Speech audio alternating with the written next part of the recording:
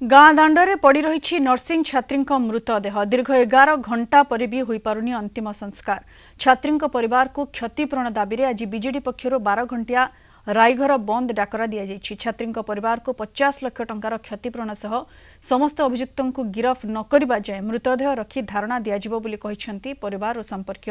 4 दिन धरी मृत्यु सह संग्राम करी शेषरे आखि बुझीथिले पीड़िता छात्री। नवरंगपुर जिला रायघर नर्सिंग छात्री भुवनेश्वर एम्स रे चिकित्साधीन अवस्था मृत्यु घटी। सकाळु आसी से 4:30 गाँव रु पहुँची ताकू तो एबे कुछ न्याय मिलनी से सकाळु आसी पड़ी ताकू किए किछि कहूनांती नेता मंत्री समस्त तो आसीचंती किछि न्याय ताकू मिलनी एभरू हमर झिया को न्याय मिलू हम एति किया जाउछु आ किछि नै हमर किछि दरकार नै हम झिया को न्याय दरकार आ जणे अछि से कोन फोटो वायरल करिछि हमें तो जानिनु किंतु ताकू हमकु धरिबार अछि से पुलिस समस्त को कहउछि से तांकु धरू से तो बुलुची छाड़ी गाँ ताकू किए धरी पारुना से तो छाड़ी बुलुची सब आड़े 4:30 पहुँचला एपन तो किसी खबर ना